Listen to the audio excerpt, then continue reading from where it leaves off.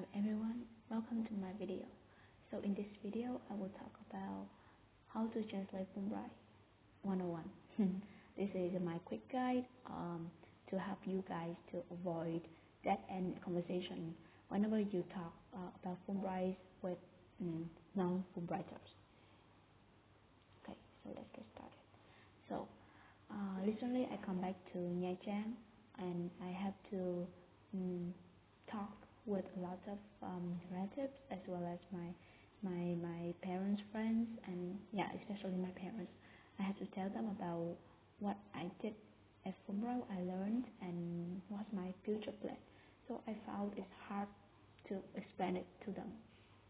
Not recently, but previously, and most of my friends, and some of my friends my friends in Fulbright have had the same problems. So I'm really curious about this problem, and so that's why I make this video. I want to identify its causes as well as to recommend you some tips to overcome this challenge. Okay, so here are some common problems. People make a lot of prejudice. They ask me about Fulbright is only for rich kids only. You must be really rich to get into Fulbright, or Fulbright are an international school. So it's weird. Like when people heard the name Fulbright, they will ask, what school is that? I have never heard of that. And when I said, it's an American and Vietnamese corporation school, so they said, it's international school. So it's like explain it all. Like international school in Vietnamese means a lot, explains a lot. Our Fulbright students have no vocational training, or Fulbright is America biased, and according to our friend Ashwell may say the same. Fulbrighters are reactionary. How dangerous. Our Fulbrighters cry for the enemy. Yeah, go on. Not only making assumptions, those people they even make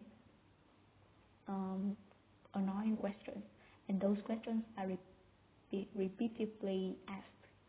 Like the most annoying question or the most time is, what is your major?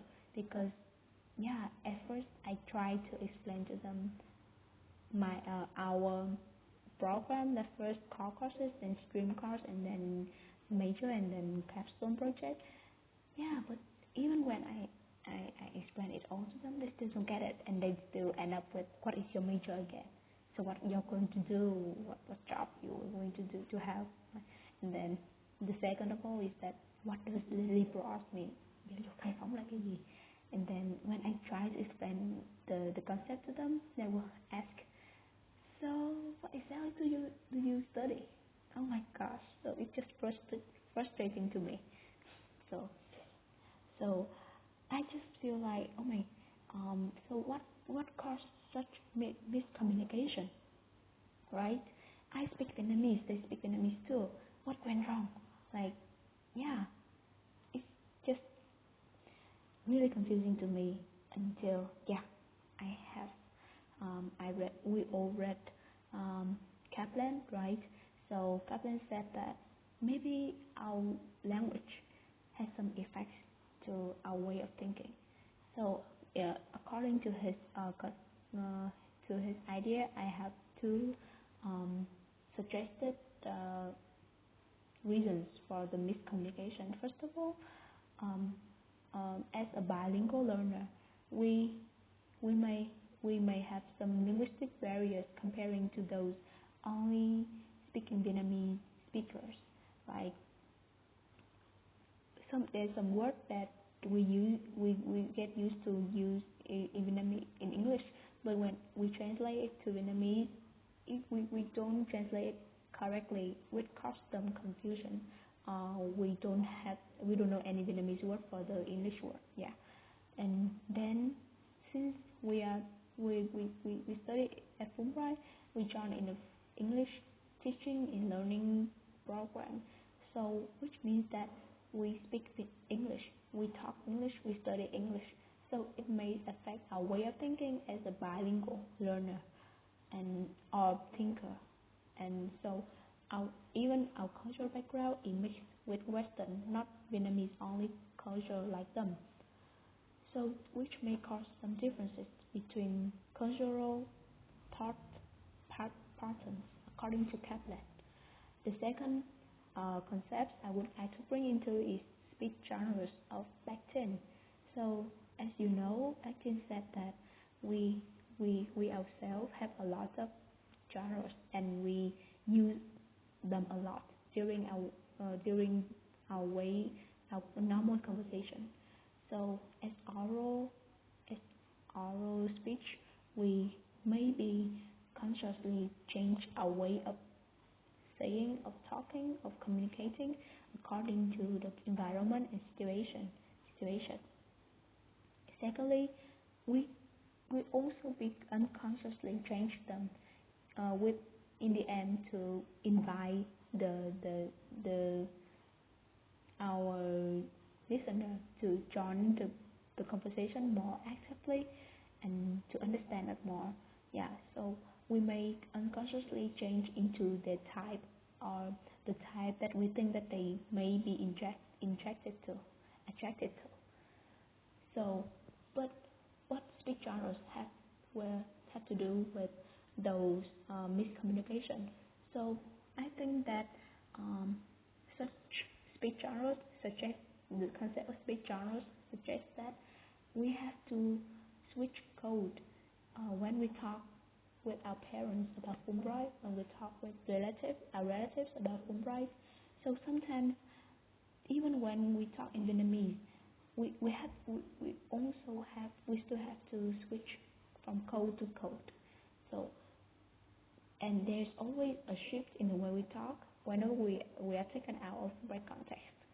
Yeah, because we are talking to the person that not come from the same context as ours. Even Fulbrighters have a lot of differences among them. But yeah, in this case, I as a Fulbrighter and they as a non-Fulbrighter, and they don't even know about Fulbright yet. So I have to code switch, and sometimes such code switching causes some confusion and difficulty for me to switch my code and as well as for them to adapt to my code switching. Yeah, so there's always a gap between the use codes of participants among the conversation. So that's why those conversations may be confusing or difficult. So, but after all of those explanation and analysis, I think the problem doesn't. The problem is not about what kind of language we talk. It's no matter that I talk in Vietnamese or English, but it's also not about me forgetting Vietnamese because I study in international school or anything. It's not about they not speaking English, but it's all about how I convey my message and how they react to my conversation, how they join my conversation, and also and then how I react to their participation. Yeah. So after defining our result, we should ask. I would suggest you some solution for this gap between we and our audience. How can we translate Fulbright effectively? Yeah. Improvise, adapt, and overcome. So this is quick tips for you, okay? So make a quick diagnosis. So if your audience is a good listener, which means that they're curious and they want to know more about Fulbright, like what we are, what we do there, or they simply just curious about, they really care about you. Tell them why not, right? But if they're just being curious and ask for nothing, and they don't even listen to you when you answer them, just be a listener. I mean, tell them the limited information and then stop there. Don't go further. Explain enough and enough. Enough is enough. Don't go further. It only causes you more troubles. Secondly, I think that since the code switching is really difficult in some way, because yeah, like I said, the language affect our way of thinking, affect our cultural thought pattern. So maybe if you want to communicate more effectively, you should use you should have some insight of your audience by like using their words as much as possible. For example, instead of saying liberal arts, you should say that, oh, liberal arts is basically the type of education that teach students to be a decent human being before any major, before any expertise training. Yeah, simply like that. We would care about humanity and community service and things like that. And then instead of core courses, call them daikuru, a very common Vietnamese term. Is, yeah. So, but this is the gold, old but gold. Thanks to Kevin's rhetoric. So, logos, pathos, ethos. Remember three of them. Yeah, logos. Like I said, like Kaplan said, the language we use may affect our way of our thinking way. We should be aware of that differences. So instead of using our way of thinking, or expect them to think in the same way as us, no, you shouldn't. You should not force them to think in your way. And instead, you should listen to their reasons and maybe follow their logic and then persuade them in their logic. That will be really smart. And then pathos. Pathos means that you try to gain comprehension in your audience and increase your persuasion, right? So again, talk in their language. This is really, really important. Find your share point similarities with the audience, and then encourage them to communicate with you more by recognizing their valid point.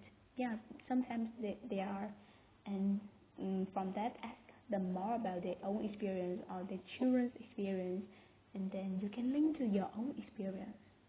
So that's pathos in a clever way. It's still ethical, I think. Ethos is about how to establish yourself, right? So let's be wise here. Depends on your audience. If they are elderly, if they are adults, you shouldn't like risk yourself being stubborn or being like critical of everything they say. So be a good listener. That's the best advice for you. Keep quiet. Silence is gold, to those people who don't want to listen to you, because I think adults, they are too much occupied. They wouldn't listen to you as well as you're expected they used to be. If your peers, go ahead, show off your rhetorical skills. What is this course for, right? So my video would end with really my favorite quote from my most favorite person in the world. It's Fulbright with an L, not Fulbright. We're not full, we're constantly hungry. So I hope that after this video, you would be less hungry of those people who misunderstand Fulbright and be more hungry of knowledge and as well as rhetorical skills.